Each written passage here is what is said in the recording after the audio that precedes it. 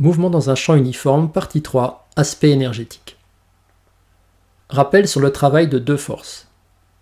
Le travail du poids pour commencer. Un système se déplace du point A vers le point B en montée. Dans ce cas, le travail de son poids, s'il a une masse m, est donné par oméga AB de P est égal à mg ZA moins ZB.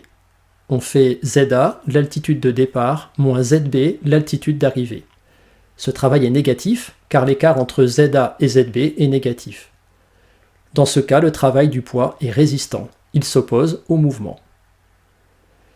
Dans le cas d'une descente, si le mobile de masse m passe du point A au point B, le travail du poids s'écrit toujours mg ZA moins ZB.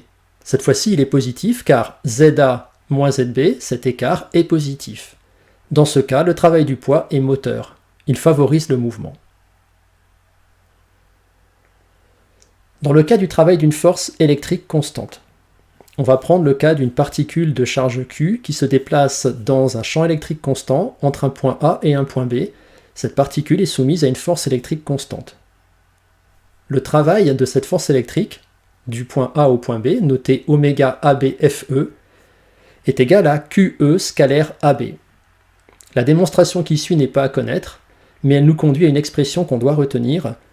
Le travail oméga AB de FE est égal à QE scalaire AB, et cette expression est égale aussi à Q fois UAB, la tension UAB. C'est cette expression-là qu'on va retenir pour la suite.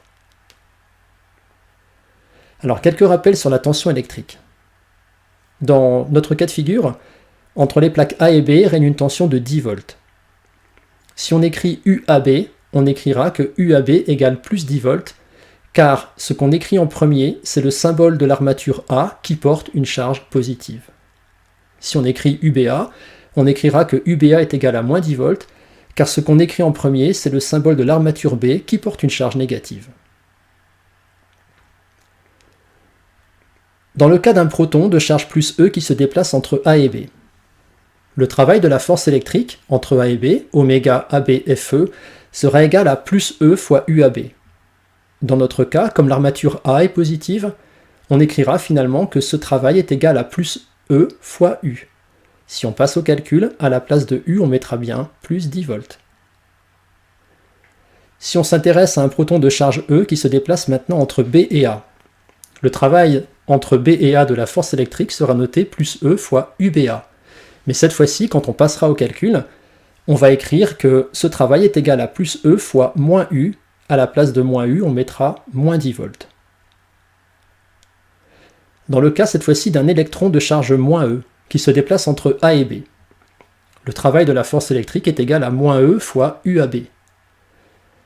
Encore une fois, quand on va remplacer UAB par une valeur, on écrira moins E fois U, avec U égale à 10 volts. Si l'électron se déplace entre B et A, le travail sera égal cette fois-ci à moins E fois moins U. Force conservative ou non conservative. Une force est conservative si le travail de cette force, lors d'un déplacement d'un point A à un point B, ne dépend que du point de départ et du point d'arrivée, et non du parcours et de ses caractéristiques. Concrètement, le travail du poids qui s'exprime sous la forme mg ZA moins ZB correspond à une force conservative. En effet, ce travail ne dépend que du point de départ et du point d'arrivée. Le travail d'une force électrique qui s'écrira Q fois UAB, par exemple dans un déplacement entre A et B, est aussi propre à une force conservative puisque ce travail ne dépend pas du tout du parcours suivi.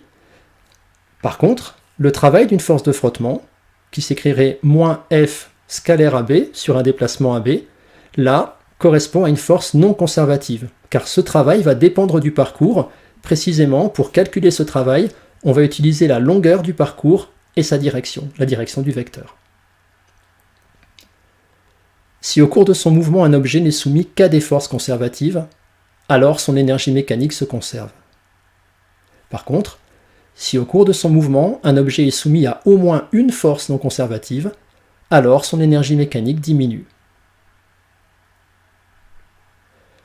Dans le cas du poids, quand un objet de masse m est soumis à son seul poids, il y a conservation de l'énergie mécanique et conversion de l'énergie potentielle de pesanteur en énergie cinétique, et inversement. Pour illustrer ça, on va regarder ce qui se passe quand une bille parcourt ce type de relief. Elle a au départ une altitude maximale, elle va ensuite arriver à une altitude minimale, et ensuite, avec son élan, elle va remonter à l'altitude maximale. On va admettre que dans ce mouvement, seul le poids travaille. Si on lâche la bille, on va voir l'altitude Z diminuer. La bille va prendre de la vitesse.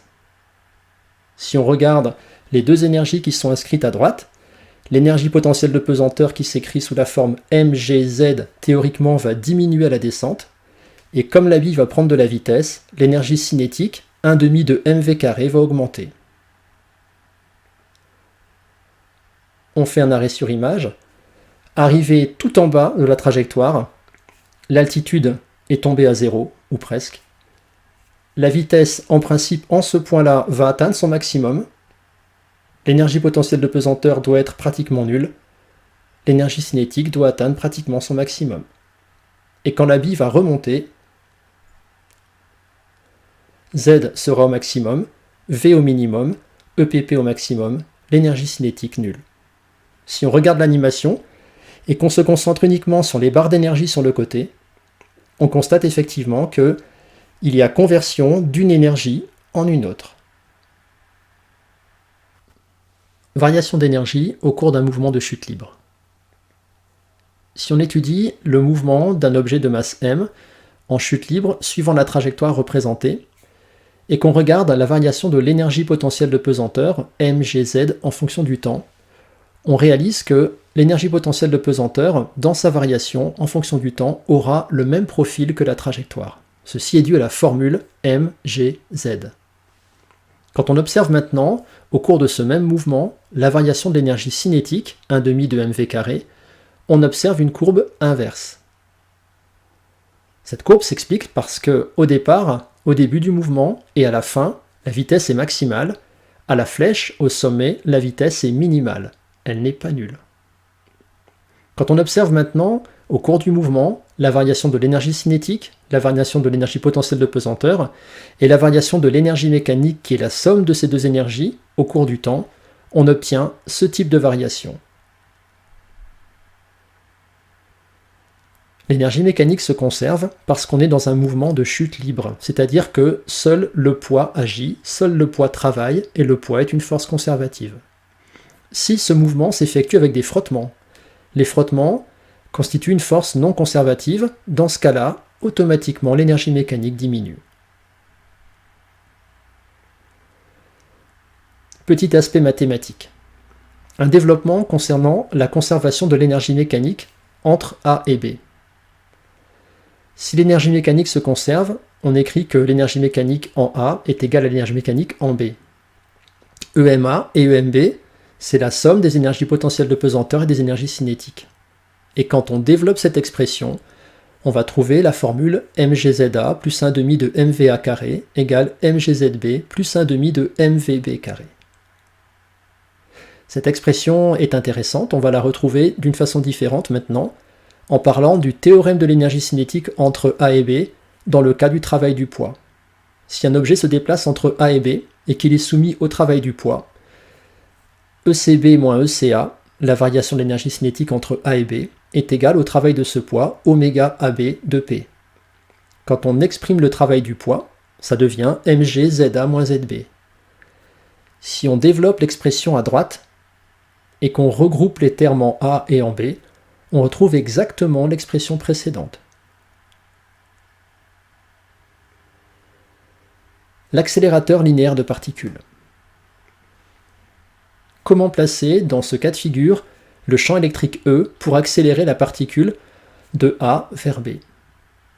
Pour accélérer la particule de A vers B, il faudrait que la force électrique soit dirigée comme ceci, vers B. Comme la particule est positive, automatiquement le champ devrait lui aussi être dirigé vers B, avec la même direction donc, et le même sens que FE. Pour avoir un champ dans cette direction et dans ce sens, automatiquement, on va placer une charge positive en A et une charge négative en B.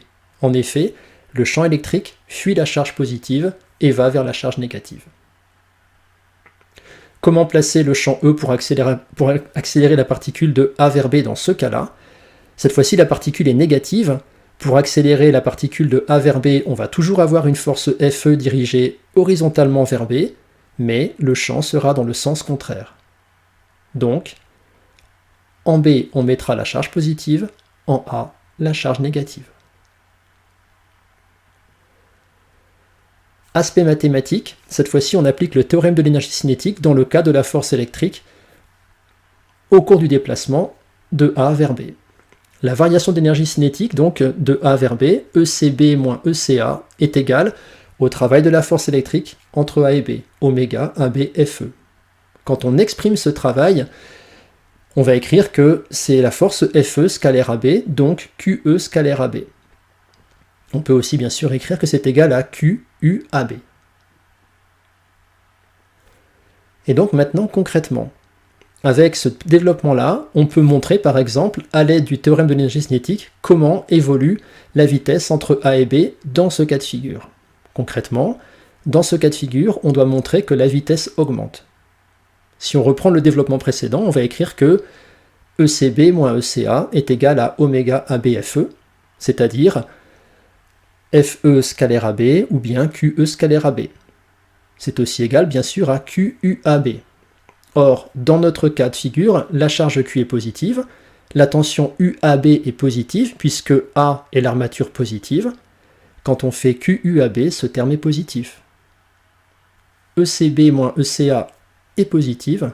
Cette différence positive veut dire que ECB est supérieur à ECA. La vitesse augmente bien de A vers B. Voilà, ce cours est terminé. Je vous propose éventuellement de revoir le mouvement dans un champ uniforme, partie 1, 2 et 3.